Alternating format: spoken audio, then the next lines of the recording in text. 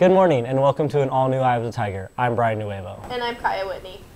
Bathroom renovations may have affected 500 Wing drinking fountain water. Senior Ryan Cones raised some concerns after filling up his water bottle yesterday. I filled up the water bottle, I was pretty thirsty, and then I took a sip of it unsuspectingly, and then I looked at it and realized it was yellow. So, I don't know what's going on, this construction over here. I don't know if they're messing with the pipes, but, it's pretty disturbing. My guess, this is totally a guess, that's got something to do with all of the renovating we're doing in the 2 sets of restrooms. We were cautioned and told there may be a day where all of a sudden we hit where a pipe hits the mud and goes right into all the muddy water that's coming from all the rain, and boom, something backs up. And we were told when you're renovating something, you never know. But hey, that's not going to deter us. We want to get a better facility. Come do the work while we're here. If something like that comes up, they'll get it fixed. They know how to reroute that. People know how to fix that, turn that off, get it addressed right away. Byrd plans to work with campus maintenance as well as the construction workers to address the issue. Administrators recently observed students not making use of on-campus bike racks. Assistant Principal Jason Wilson is encouraging students to use the bike racks already in place. Ultimately, where we would like the bikes to be parked is a place where bikes are meant to be parked.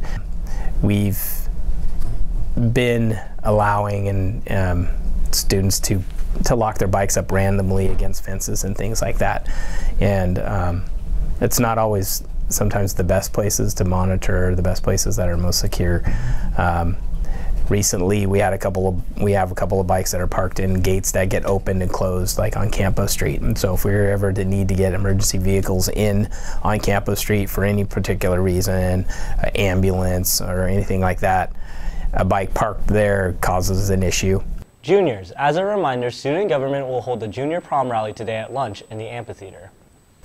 We now go to Dom Taylor for sports. Good morning and welcome to this Friday's edition of EOTSN. I'm Dominic Taylor.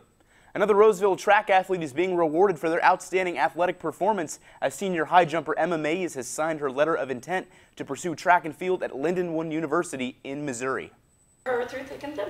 Emma is excited to be a part of the Lindenwood family and is looking forward to her future. Go Lions! Well, I was kind of nervous signing today, and it's super exciting being able to commit to a D2 team, high jump there, and it's going to be a really cool experience. I'm excited to see her compete at the next level. I think it's a really important step for everyone to see and be able to know that track and field has a future in college where you can get scholarships as well as just compete at the next level. It's important to see that that is an option for everyone, and track and field is getting back on the map, and we're excited. In other sports news, the JV girls track team came second out of 47 in the Rockland Invitational last Saturday, earning a 49-point total and being only 8 points away from the first place spot. The Roseville dive team participated in a CVC-wide meet where Carly Nicholson placed 7th, Kelsey Kay placed 4th, and Riley Hayes 3rd. Boys golf lost to Consumnes Oaks 208-231, and girls softball defeated the Antelope Titans on the road in crushing fashion 6-1 on Tuesday. The next day, they defeated rival Oakmont 3-1 on the road as well. And that's all in your home for Roseville High School sports. Top plays, breakdowns, and more. Eye of the Tiger Sports Network, EOTSN. And now we go over to entertainment. Thanks, Dom. On Tuesday, Jackson Young gave a pretty harsh review on A Quiet Place. I had to see it for myself, and I absolutely loved it, so I had to give my rebuttal. The film accomplishes what many modern horror films struggle to achieve, to transcend the genre's boundaries and jump scare appeal in order to tell a compelling story and drive home its themes. The movie is clearly about family values, parenting, and the lengths that someone will go for their family. The simply yet masterfully written screenplay allows viewers to relate, as the movie is really about how a simple family deals with tragedy, all while struggling to survive. And all of this is delivered in a tension-filled, emotional, and engaging package. I was thoroughly impressed with Kaninsky's third direction venture. The silent theme of the film forced Kaninsky to rely on the golden rule of filmmaking, show me, don't tell me. And to disagree with Jackson, I think this is the film's most impressive feat. It was able to develop characters and relationships without having to explicitly say anything. I don't want to give too much away of the movie, as it was one of my favorite of the past year, and if you haven't seen it, I highly recommend that you do. If you have seen it, I highly recommend the Coen Brothers' 2007 masterpiece, No Country for Old Men. While not similar in plot or genre, No Country for Old Men is a wonderful example of a film's ability to push aside a genre stereotypes to not only tell a compelling story, but create a genre of its own. And now we go back to news. Thanks, Nate. Last Friday, the Advanced Culinary class visited Edares and the ARC Culinary School. The Advanced Culinary class recently took a trip to heighten their exposure to the food industry. Culinary teacher Mrs. Ash was eager to expose students to these resources.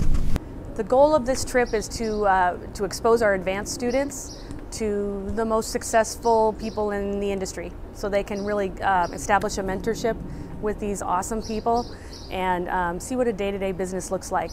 Morgan Jenkins enjoyed her experience at Edares.